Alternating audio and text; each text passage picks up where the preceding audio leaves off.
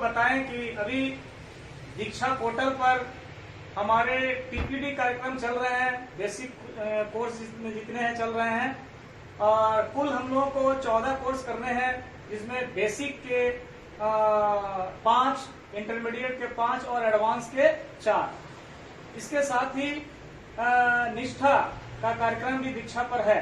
हम एक कंफ्यूजन आज दूर कर देना चाहते हैं। अभी मीटिंग में भी बात हुई कि बहुत सारे शिक्षक ये सोच रहे हैं कि निष्ठा ट्रेनिंग में जिन लोगों ने ट्रेनिंग ले ली है उनको फिर से ट्रेनिंग करने की जरूरत नहीं है, माने ये सर्टिफिकेट कोर्स करने की जरूरत नहीं है, लेकिन हम सबको करने की जरूरत है। यानी जो ट्रेनिंग पहले ले लिए हैं उनको भी निष्ठा का कोर्स दीक्षा से करना है।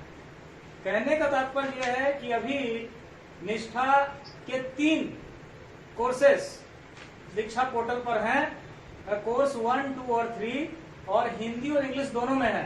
15 अक्टूबर से 30 अक्टूबर के बीच हमें तीनों कोर्स कर लेना है, यानी 15 दिन में 3 कोर्स करने हैं। इसी प्रकार नवंबर में फिर हमें 6 कोर्स करने हैं। इस प्रकार कुल निष्ठा के हमें 18 कोर्स करने हैं।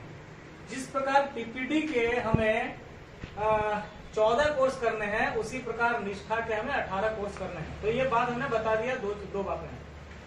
तो चूंकि हम जब कोर्स करते जाएंगे तो हमारा आगे फिर हमको उसको रिकैप करने में दिक्कत हो सकती है। इसलिए हम लोग शुरू से ही कुचाई प्रखंड के हर सीआरसी में शैक्षिक संवाद के माध्यम से जो भी कोर्स हम लोग कर रहे हैं उसी पर हम लोग चर्चा कर रहे हैं, ताकि कोर्स करने के बाद, सर्टिफिकेट प्राप्त करने के बाद भी अगर हमें कहीं कोई शंका या हमें कोई डाउट्स रह गई हो तो उसको हम लोग दूर करें। इसीलिए शैक्षिक संवाद का आयोजन किया गया। शैक्षिक संवाद में हमारे डीआरजी, हमारे एक्सपर्ट्स और हमारे सीआरजी के साथ साथ शिक्षकों को भी बढ़ चढ़कर भाग लेने की जरूरत है, क्योंकि ये शैक्षिक संवाद एक इंटरेक्टिव सेशन है जिसमें दोनों ओर से अपनी बातों को रखा जाना जरूरी है।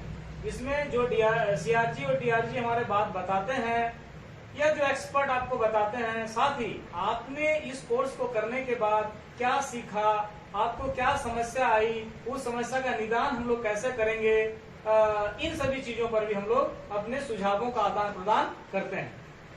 मेरा ये कहना है कि अभी टीपीडी पर आपके सीआरजी भी चर्चा करेंगे, लेकिन मैं बताना चाहूंगा कि मूल रूप से टीपीडी पर हम लोगों ने संख्या की शुरुआती समझ, बच्चों की भाषा और स्कूल की भाषा और सीखने के मतलब की पड़ताल, ये 3 मुख्य चीजों पर चर्चा करी।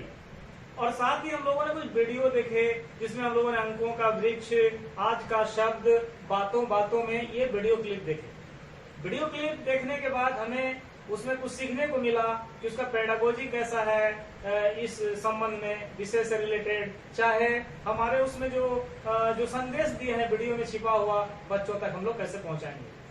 जहां तक संख्या की शुरुआती समझ की बात है तो इसमें हम लोग देखे कि ये 6 भागों में बटा हुआ था, जिसमें सर पहला भाग था संख्याएं समझना कठिन क्यों।